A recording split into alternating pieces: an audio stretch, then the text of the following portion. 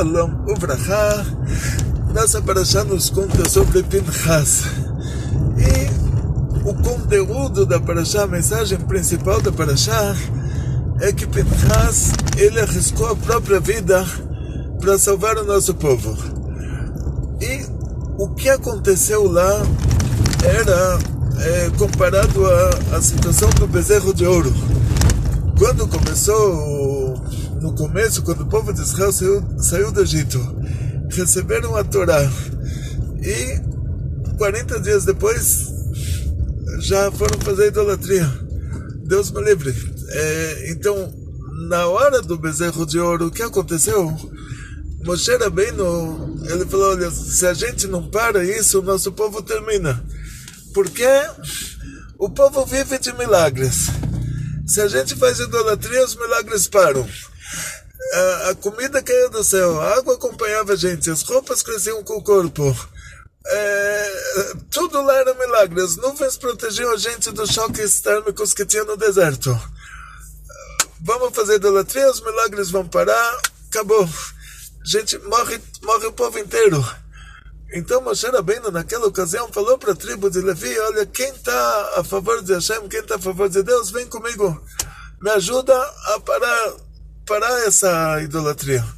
E a tribo de Levi, eles ajudaram Moshe Rabbeinu, fizeram uma guerra civil dentro do nosso povo, morreram 3.000 pessoas, a idolatria parou, e aí, graças a Deus, a vida voltou ao normal. Agora, 40 anos depois, esse mesmo assunto se repete. O Bilam tentou amaldiçoar o nosso povo e não conseguiu. Por quê? A maldição dele só acontecia quando a Sefirá chamada de Gvorá lá em cima, se revelava. E ele começava a maldição naquele instante. E Hashem fez um milagre, que essa Sefirá ela não regeu, ela não se revelou durante todo o tempo que Bilam queria amaldiçoar o nosso povo.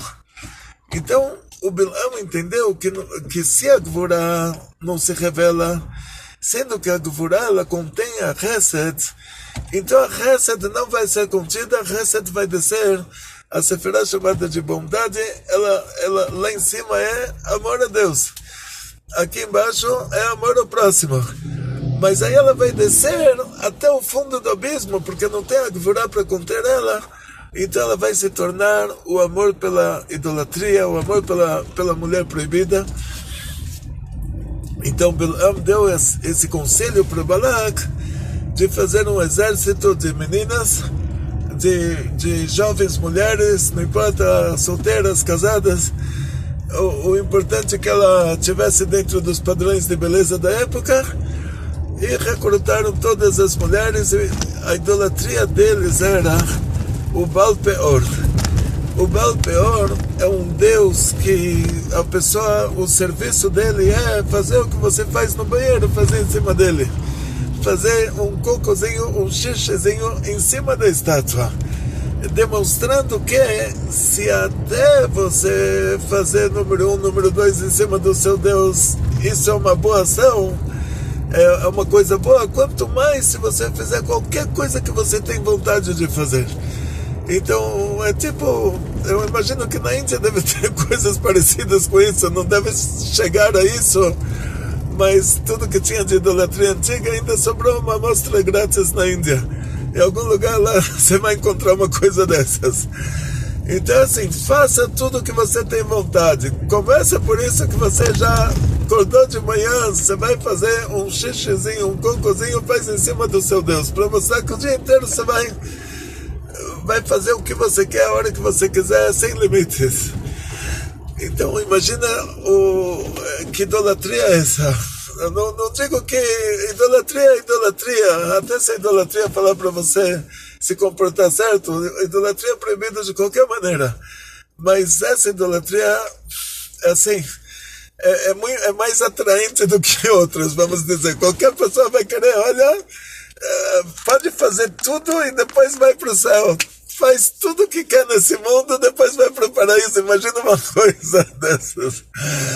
Aí fizeram esse exército de mulheres. elas acamparam numa distância que mulheres não conseguiriam sair do nosso acampamento e ir lá para tomar conta dos maridos. Os velhos, os pais também não conseguiriam, mas uma distância suficientemente grande para que mulheres, crianças e pessoas de meia idade não conseguissem chegar, mas que os jovens corajosos, nossos soldados, conseguissem chegar.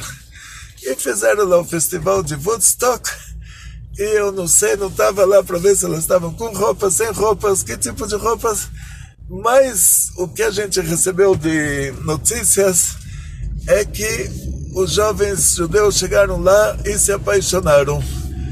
E aí as meninas falaram assim, olha, a gente tem uma proposta. Você se converte à minha religião, você vai fazer agora um xixizinho, um cocôzinho em cima do meu Deus, e aí eu sou sua. Você faz comigo todas as fantasias. E eles começaram a se converter para a religião delas.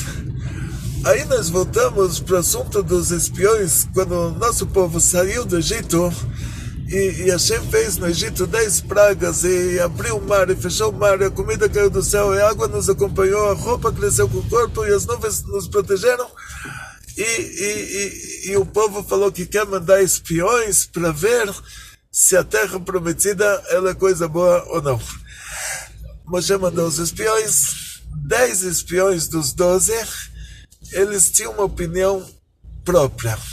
Eles não descreveram o que eles viram.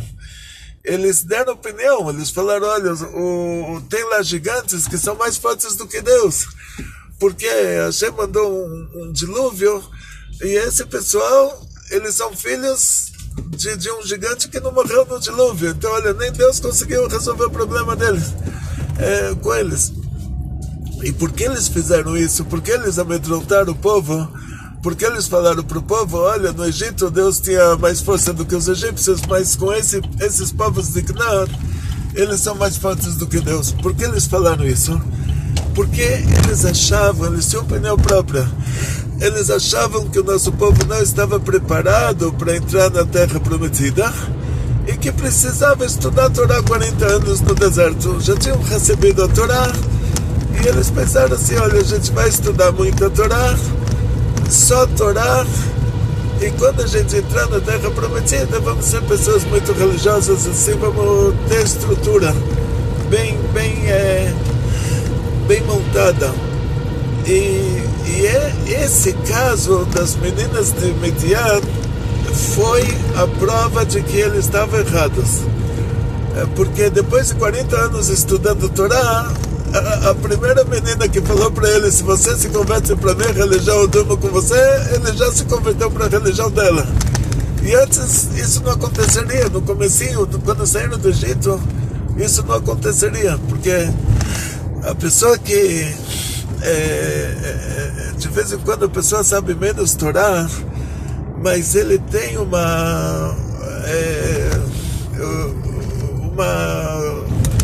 temor a Deus que esse que sabe mais não tem. Então não adianta falar o cara sabe tudo.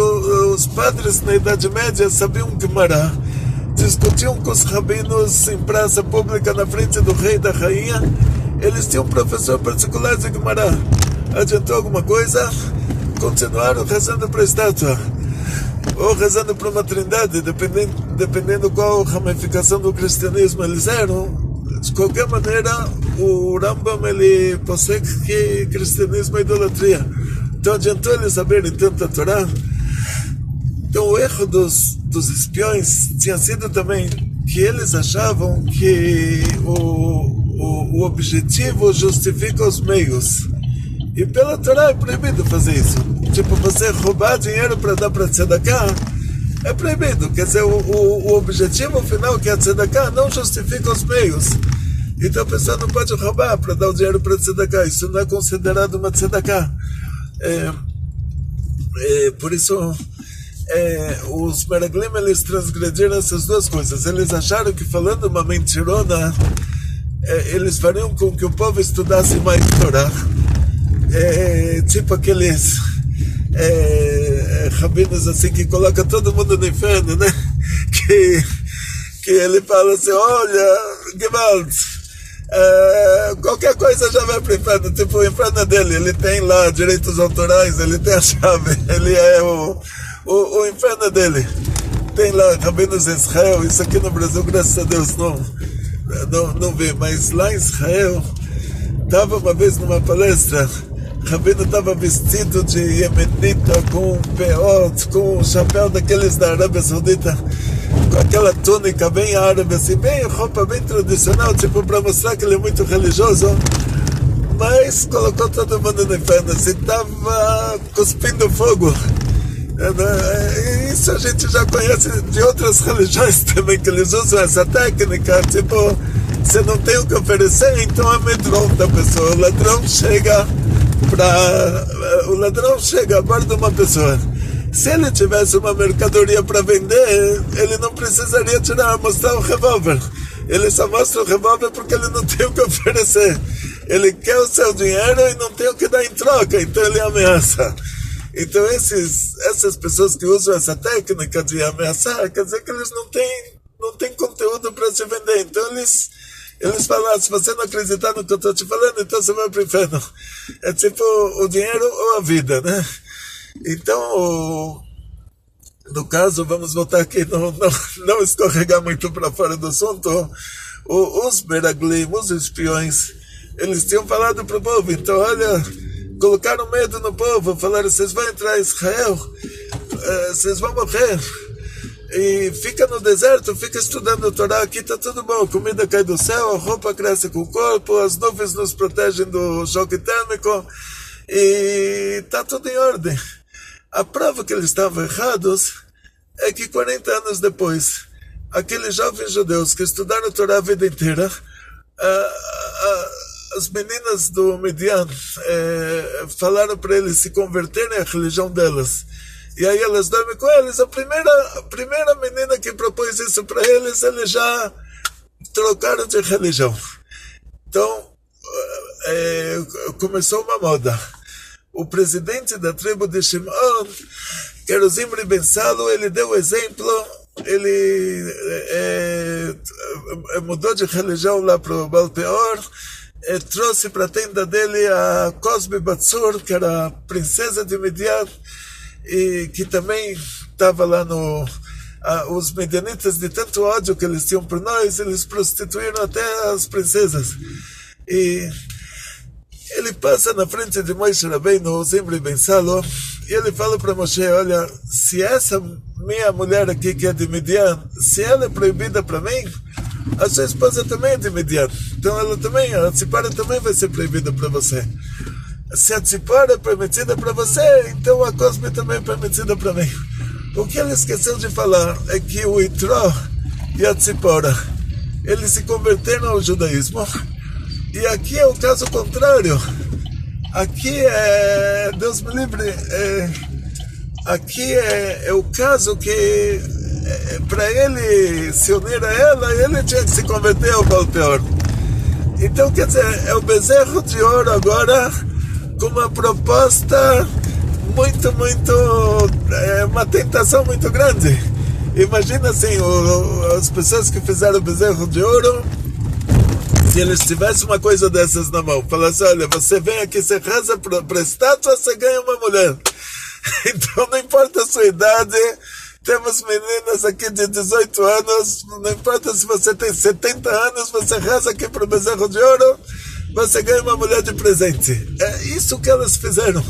Então imagina lutar contra uma idolatria dessas.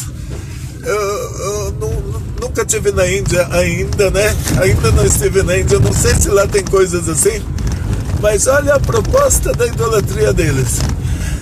Eles te falam, você se converte à minha religião, você ganha uma mulher. Mas não é simplesmente uma mulher, é uma mulher que ela está acostumada nessa religião. A religião do Baal Peor. Que você acorda de manhã, você faz número 1, número 2 em cima do Deus, mostrando que tudo que você fica com vontade de fazer, você tem que fazer. Tudo que te dá prazer, você tem que fazer. E é uma menina que está acostumada com uma mentalidade dessas. Então imagina a tentação aqui. não tinha como parar uma coisa dessas. Ainda que já ficou politicamente correta, porque o presidente da tribo também aderiu a essa nova religião e também ganhou a princesa de Midian de presente por causa disso. Então, consequência, nosso povo vivia de milagres, já começou uma epidemia, então Deus não ajudou mais. Se Deus não ajuda, os vírus estão no ar. Então Hashem protege a gente. Tanta gente que espirrou na minha cara nos últimos, desde fevereiro do ano passado, começou a epidemia, a gente não sabia. Viajamos com um avião, Deus me livre, pessoas espirraram em cima de mim. Cheguei no Crown Heights, lá foi o epicentro da epidemia em Nova York. Nós estávamos tão ingênuos no assunto, não nos protegemos de nada. E se passou um ano e meio, também não me protegi, que não tive tempo. E Baruch Hashem, quer dizer, estou vivo. Agora imagina se não fosse Deus para me fazer um milagre, não estaria vivo, já teria pego a doença, agora está versão, não sei qual versão que a gente está, que eu não acompanho, mas vamos dizer assim, surto 1, surto 2, surto 3, já teria pego, já teria ido. Então, na hora que Deus parou de ajudar o nosso povo por causa da idolatria, começou a epidemia, 24 mil pessoas morreram já. O Pinchas, ele falou, olha, agora Moshe Rabbeinu deu um branco nele, porque o Zimri falou para ele que, olha, sua mulher também é de Midian. No lugar de Moshe responder para ele, mas a minha mulher se converteu ao judaísmo e a sua, ela fez você se converter à estátua, Moshe Rabbeinu deu um branco nele. Na hora ele ficou apático, ele não sabia o que fazer. E aí o Pinchas, ele sentiu agora, não tem Moshe, não tem tribo de Levi para lutar contra a idolatria. Se não para isso, aí não vai mais ter milagres. Todo mundo morre com essa epidemia. Já começou a epidemia, já pegou 24 mil pessoas. Então, quer dizer, o negócio está se espalhando rapidamente. Então o Pinchas resolveu que ele vai ser, na história do bezerro de ouro, ele vai ser a tribo de Levi sozinho, sem Moshe Rabbeinu, sem a tribo de Levi. Ele pegou uma lança, ele foi lá atacar o presidente da tribo, que era o exemplo que, olha, se converta ao Baal Peor, receba uma mulher de presente. E isso é politicamente correto, que até o presidente da sua tribo já está fazendo isso também. O Pinchas foi lá, pegou uma lança, o que ele queria, ele sabia que ele não tinha nenhuma possibilidade de sobreviver a esse ataque, mas ele imaginou assim, que agora as pessoas vão pensar duas vezes antes de se converter ao Baal Peor para receber uma menina de presente. Por quê? Porque eles vão imaginar, da mesma maneira que tinha um doido que foi lá para a tenda do presidente e matou o presidente por causa do Baal Peor, aí dessa mesma maneira vai ter outro doido que vai entrar na minha tenda se eu fizer a mesma coisa. Então isso era o que Pinchas queria. Ele não achava que ele ia sobreviver, ele achava que ele ia matar o presidente da tribo e a princesa do Midian, e as pessoas da tribo iriam matar ele. Mas mesmo assim todo mundo ia ter medo depois de fazer isso, de se converter ao Baal Peor para receber uma menina, uma noiva de presente, uma noiva, chama isso de noiva. É que a gente não está acostumado a falar palavrão. De vez em quando eu sou obrigado a falar um monte de palavrão, de vez em quando eu tenho que... Mas, assim, vamos dizer assim, se converter ao Baal Peor para receber uma... Vamos, deixa aí, tem criança ouvindo a nossa aula, não vamos falar muito palavrão, mas o Pinchas, esse era o objetivo dele. Ele falou, agora todo mundo vai falar que pessoas se convertem a outra religião para receber uma mulher de presente, e aparece um doido na tenda dele e mata os dois. Então ele quis simplesmente dar um precedente para isso. Falar, olha, como eu vou matar o Zimri e a Cosbe, e vão me matar, Mas aí todo mundo pega o meu exemplo e vamos tentar parar essa idolatria. E aí ele conseguiu. Ele foi lá, ele fez o atentado, conseguiu matar o presidente da tribo com a Cosbe, mas daí tudo virou sobrenatural. Aconteceram milagres, mas milagres assim, num nível que ele não teria força para levantar os dois. E milagrosamente ele levantou a lança, os dois levantaram juntos. Ele passou no meio da tribo de Shimon, ninguém conseguiu fazer nada para ele. Ele rodou por todo o acampamento, todo mundo viu que era um milagre de Deus. Um ser humano normal não teria como fazer uma coisa dessas. As pessoas olharam para aquilo e falaram realmente, caíram na real. Do bezerro de ouro até o Baal Peor, não tinha acontecido uma manifestação dessas.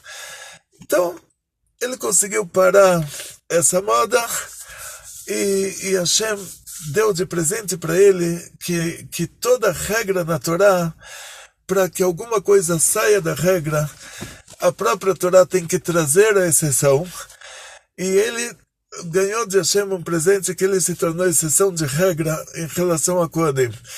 Não tem como uma pessoa se tornar um Kohen. A pessoa, para ser um Kohen, tem que ser filho de um Kohen, que esse Kohen se casou com uma esposa que era permitido para ele se casar com ela. E o Pinchas, a própria Torá, que determinou que ele não é Kohen por causa dos critérios da própria Torá, agora Hashem fala para ele que ele vai ser o Kohen por causa que ele fez ele deu a vida para a idolatria, ele deu a vida, ele entregou a própria vida para conseguir salvar o nosso povo, parar a idolatria e, consequentemente, fazer com que os milagres voltem, parando a epidemia. E por causa disso, Hashem deu para ele ser um Kohen também. Uma coisa que aconteceu uma vez na história. Não pensa que tinha um segundo caso assim. O que a gente aprende com Pinchas? Em primeiro lugar, assim, o que ele fez era uma coisa específica dele. Quer dizer, a gente não deve aprender dele a se comportar dessa maneira, porque muitas vezes a pessoa ele é um prepotente, ele tem um Yetzer Hara muito grande, e ele justifica que ele brigou com alguém. Ele fala, olha, tá vendo, o Pinchas na Torá foi lá, enfiou a lança no Zimri Ben Sali na Cosme Batzur, então eu também aqui estou gritando, berrando, batendo, porque estou fazendo como o Pinchas. Não é o seu Yetzer Hara para justificar a barbaridade, a selvageria que você está fazendo. O seu Yetzer Hara fala, olha, tá vendo, você está gritando, berrando, batendo, e você é como Pinchas, olha, você é um herói. Nada de herói, muito pelo contrário. Está escrito na Torá que Yetzer Hara Isha Vekatan, da Gemara, uma regra da Gemara muito importante.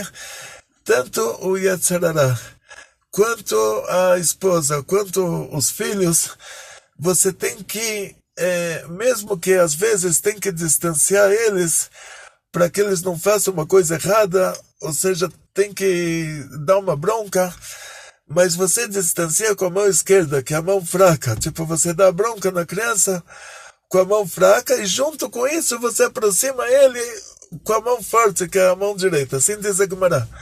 Porque a Gemara fala que se você briga com seu filho e ele sente que acabou, não tem volta, ele é capaz de se suicidar, porque ele ainda não é maduro o suficiente para entender que nada é irreversível.